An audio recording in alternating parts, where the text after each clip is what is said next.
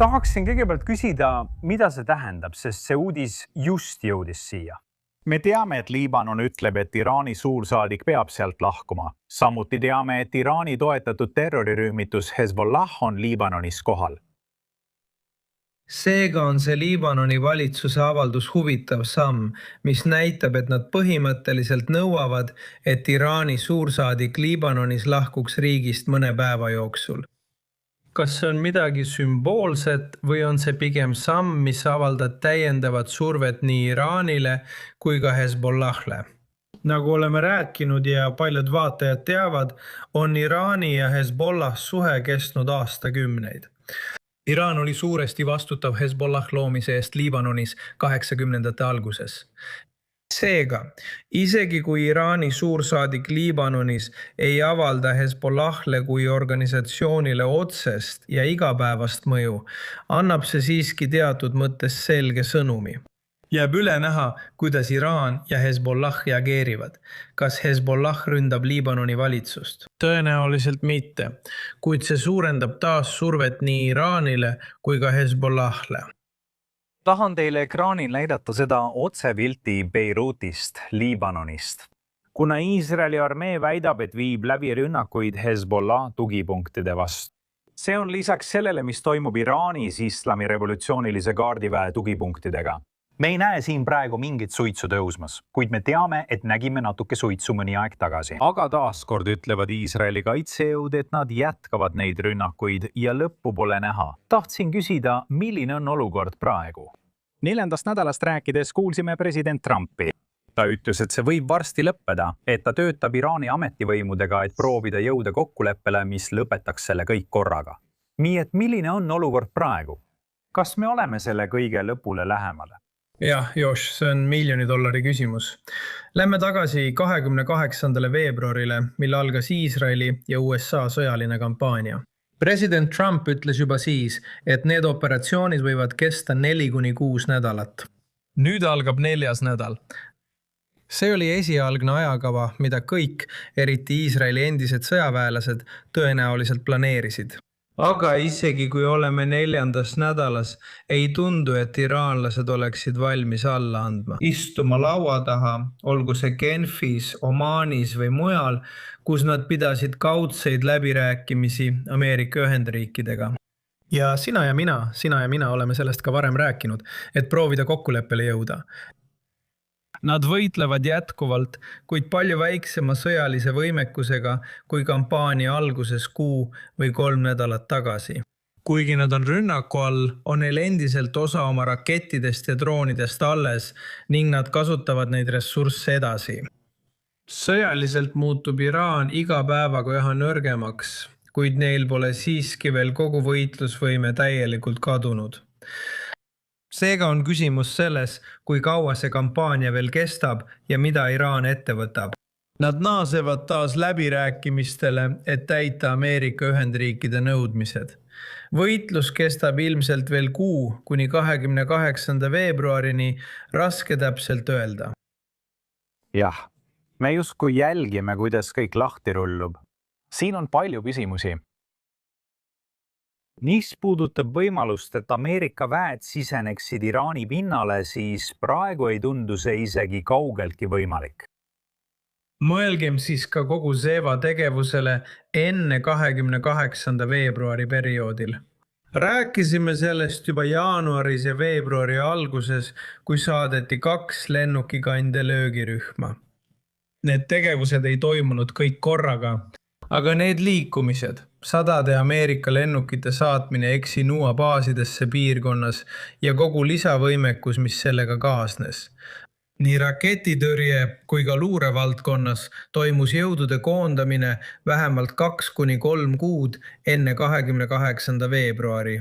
Nüüd oleme kuulnud teateid 1 või 2 merejalaväe ekspeditsiooni väeosast, millest igaühes on 2500 merejalaväelast meremeest ja muud Ameerika sõjaväelast nende lahingugruppides. Need ekspeditsioonigrupid on teel või asuvad kusagil Araabia lahes. oleme kuulnud ka teistest meediakanalitest teateid võimalusest, et 22. õudessandiviisi brigaadi suurune üksus on valmisolekus või juba kusagil välja saadetud. Põhimõtteliselt selleks, et mobiliseeruda ja minna maale mingisuguseks maismaa operatsiooniks või operatsioonideks. Kõik need on asjad, mida nägime varem mereväes ja õhuväes enne 28. veebruari ja nüüd toimub see maismaa jõududes, olgu need siis merejalaväelased või armee. Kas nad lähevad sisse, pole veel selge, kuid nagu enne kampaaniat paigutatakse võimekus positsioonidele. Selle kasutamine on endiselt suur lahtine küsimus. Postitan selle siia, see on tegelikult Fox Newsi Trey Yanksilt, meie sõbralt sealt, kes on koha peal kogu viimast infot Iisraelist kogunud. Ta ütleb, et 100-kilone lõhkepeaga raketti kasutas Iraan, mis tabas Tel Avivi täna varahommikul. Ühele elamupiirkonnale tekitati suur kahju. Kas sa saad mulle selgitada seda fakti, et õhutõrjesüsteem suudab põhimõtteliselt nii palju rakette kinni püüda, aga ikkagi näeme rohkem selliseid rünnakuid? Meil oli üks Tel Avivis, teine kuskil mujal ja on teateid vigastatutest. See ongi raketitõrje suurim väljakutse. Isegi kui süsteemid on väga tõhusad, see on toimunud viimase kuu jooksul nii Iisraelis kui ka Pärsia lahe riikides. Kasutades omaenda võimekust või Ameerika Ühendriikide poolt antud vahendeid või juba Cinevas USA sõjaväebaasides. Arvuta tiibrakettide ja droonide tõrjemäär. Praegu mul kõiki andmeid pole, aga see on vähemalt 90% kuni 98–99% vahemikus, mis näitab märkimisväärset tõhusust ja võimekust. Aga sellest hoolimata, kuna Iraan tulistas välja tuhandeid omaenda relvi ja rakette, siis kahjuks mõned neist suutsid siiski erinevatest raketitõrjesüsteemidest läbi murda. Ballistilise raketi trajektoor erineb drooni omast, kuna rakett liigub kõrgemal ja kiiremini. Droonid pääsevad mõnikord läbi, sest nende lennuprofiil ja radarijälg erinevad ballistilistest rakettidest. Tänapäevaste tehnoloogiatega võib teoreetiliselt olla palju lihtsam alla tulistada.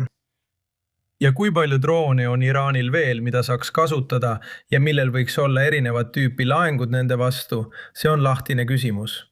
Isegi kui ballistiliste rakettide tõrje õnnestub, 98% pääseb mõni siiski läbi. See ongi viimasel ajal tavaline, mitte ainult praegune nähtus. 2025 aastal korraldas Iraan edukad rünnakud Iisraeli vastu, mille tagajärjel oli hukkunuid, vigastatuid ja füüsilist hävingut. Nii et see on lihtsalt selle tüüpi konflikti seis, kus ühel poolel on märkimisväärne varu sellist relvastust. Isegi kui enamik neist relvadest suudetakse kinni püüda, osa rakettidest siiski tabatakse, kuid kahjuks mõned pääsevad siiski läbi. Ja loomulikult on see, mida oleme näinud ja mida oleme viimastel päevadel näinud alates sellest, kui kõik see lahti rulluma hakkas. Need raketid tabasid mõningaid elamupiirkondi, samuti on ettevõtteid, mis said pihta. Mida see Iraani eesmärkide kohta ütleb? Oleme kuulnud, et nii USA kui Iisrael sihivad sõjalisi kindluseid. Kui need raketid tabavad elamu- ja tsiviilpiirkondi Iisraelis, Iraan on sihtmärkide fookust laiendanud juba konflikti algusest. Nad ütlesid nüüd, et nad püüdsid tabada ainult sõjalisi rajatisi, olgu siis Seva või võib-olla Iisraeli poolel.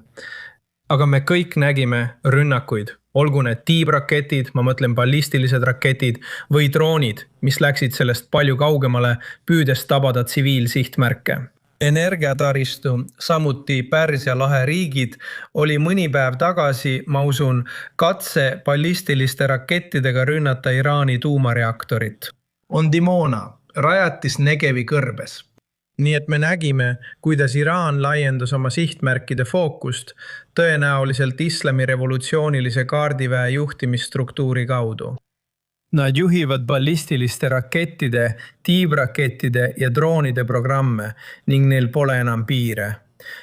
Kuna neid tabatakse nii tugevalt, mõtlevad nad ilmselt, et kui meid siin nii rünnatakse, võtame kindad käest ja tabame võimalikult palju sihtmärke, keskendudes haavatavamatele või neil, kel pole piisavaid õhutõrjesüsteeme.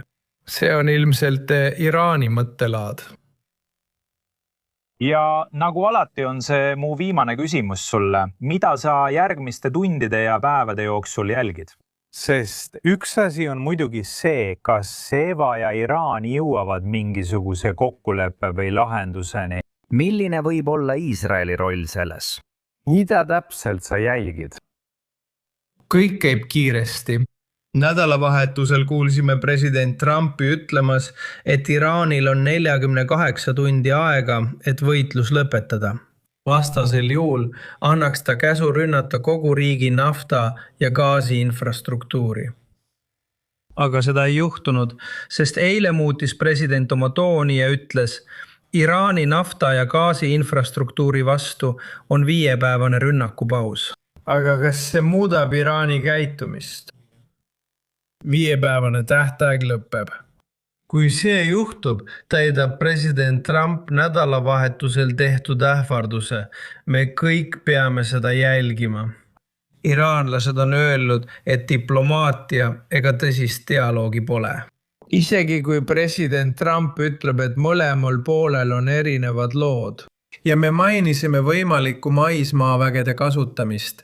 Näiteks kui see juhtub kusagil, kui merejalaväelased üritavad vallutada Kargi saart, kus 82 õhudessantiviis hüppab või jõuab Iraani sisemaale, mõjutab see kõik samuti konflikti. Need on mõned jälgitavad asjad. Ja Vadali, suur tänu, et olid siin ja aitasid uudiseid analüüsida. Uudised ei lõpe, räägime varsti taas. Kas soovid enne lõpetamist veel midagi lisada? Jah, Josh, arutasime palju ja kõik areneb kiiresti. Ootan juba järgmist vestlust. Hästi, Javad, suur aitäh veel kord. Me täname sind. Hästi, aitäh, Josh. Jätkame operatsioon Eepiline raev ja operatsioon Mürisev lõvi jälgimist, kui uued andmed saabuvad. Siin Foxi saates Live Now näete praegu pilti otse Iisraeli sõjatoast. See on just ilmunud kiireloomuline teade. Teated Liibanonist ütlevad, et Iisraeli kaitsejõud tabasid kütusejaama, mis on seotud Iraani toetatud Hezbollaha pärast rünnakuid sarnastele objektidele. Võrgustikku tuvastatakse kui osa rühmituse finants- ja logistilisest infrastruktuurist, mis toodab tulu ja toetab tsiviilisikute vastu suunatud terrorismi. Siia tuleb taas palju uudiseid. Nagu saime teada vaid mõni hetk tagasi, kohe intervjuu alguses, see viimane uudis vaadates otseülekannet Beirути kohta samal ajal. Liibanoni välisministeerium saatis Iraani suursaadiku riigist välja, andes talle lahkumiseks aega pühapäevani.